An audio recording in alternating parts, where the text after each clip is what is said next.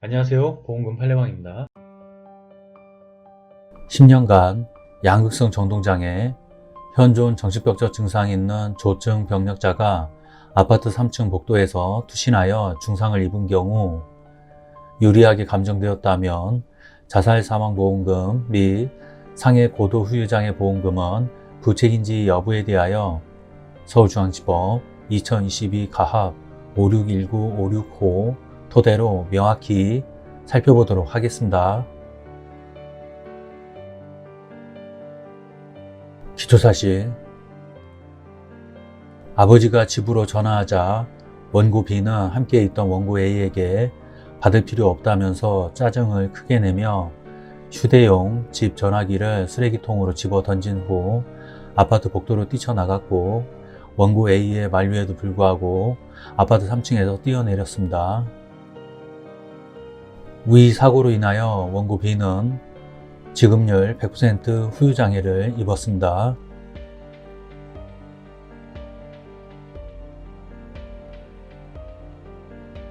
재판부의 판단,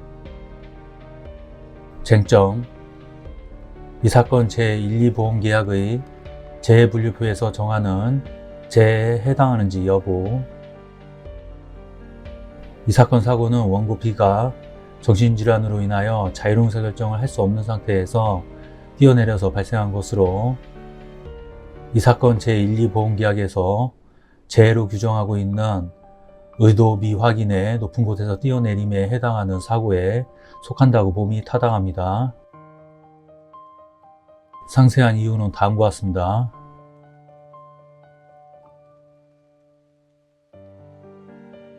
원고 B는 2009년 12월 5일부터 양극성 정동장애, 현존 정신병적 증상이 있는 조증으로 지속적으로 정신건강의학과 치료를 받아왔고, 사고 현장에 있던 어머니 원고 A는 이 사건 사고 이전과 당시의 상황을 다음과 같이 진술하였습니다. 이 사건 사고 당일 N병원 응급실 기록에 기재되어 있는 부분이며, 원고 B를 담당한 응급실 의사는 원고 B가 침대에 누운 채로 쉴 새 없이 횡설수설하고 있고, 면담에 비협조적이어서 어머니로부터 위와 같이 청취하였다고 기재되어 있습니다. 사고 직후 원고 B를 구조한 구급대원은 원고 B에 대하여 추락신고로 현장 도착 시 원고 B가 흙바닥에 누워있는 상태로 의식, 호흡이 있고 소리를 지르며 발버둥 치는 상태였다고 진술하였습니다. 원고 B의 진료 기록을 감정한 감정촉탁의는 주요울 사파와 조증 사파를 겪고 있는 원고 B의 상태를 양극성 I형 장애로 판단하였습니다.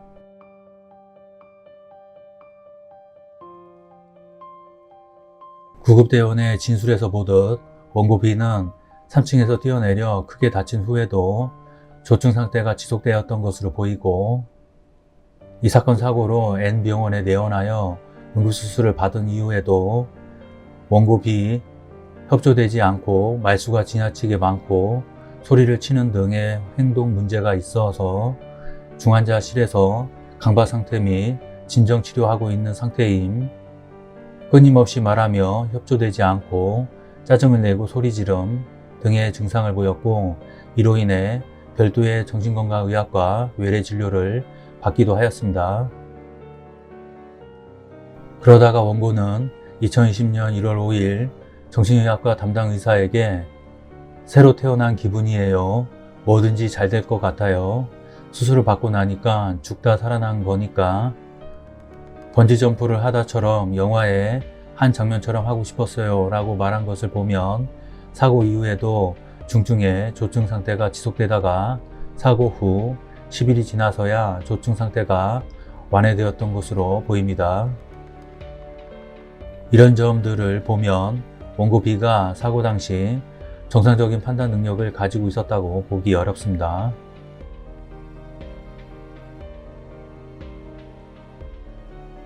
이 사건 사고 전후 원고 B의 진료 기록을 감정한 감정촉탁의는 진료기록상 이 사건 사고 일주일 전부터 기분 고양, 다변, 수면 욕구 감소, 사고의 비약, 목적 지향적 행동의 증가 등이 나타나 조증 사파를 겪은 것으로 판단된다.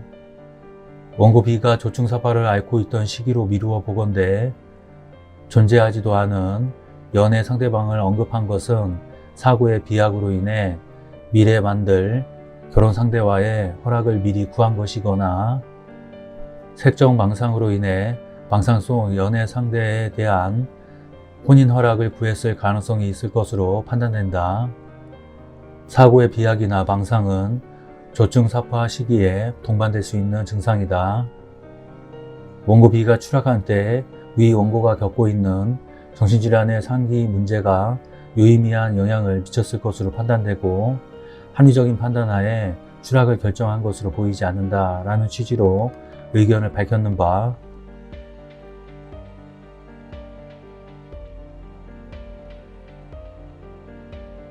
원고 B는 이 사건 사고 당시 조증 사파로 인한 충동조절 장애, 판단력 저하 등 정신질환의 영향 아래 있었던 것으로 보입니다.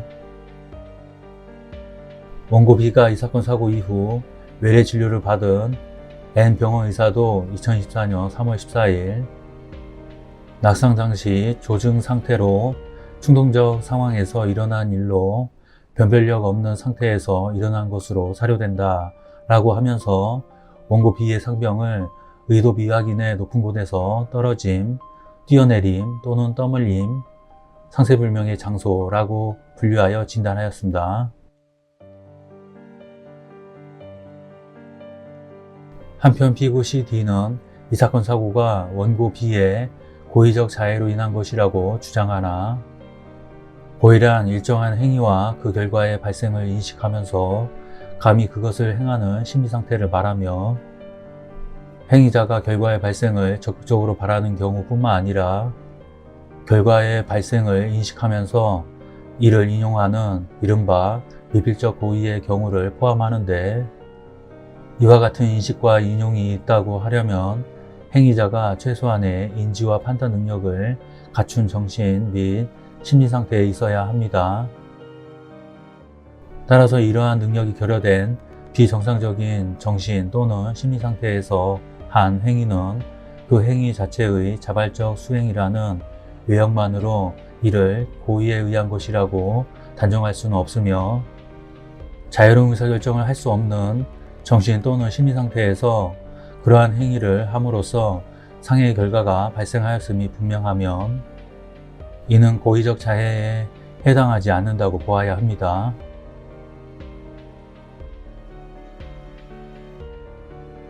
특히 앞서 본 이 사건 사고 전후의 재반 사정과 원고 B의 태도 및 상태 등에 비추어 보면 사고 당시 원고 B는 자신이 하는 행동이 가져올 수 있는 장애 등 중대한 결과에 대한 의혹이나 인용이 있었다고 보기 부족하고 오히려 그 행위 자체의 객관적 의미조차 제대로 인지하지 못하는 비정상적인 정신 및 심리 상태에 순간적으로 빠져서 건물에서 뛰어내린 것으로 보입니다.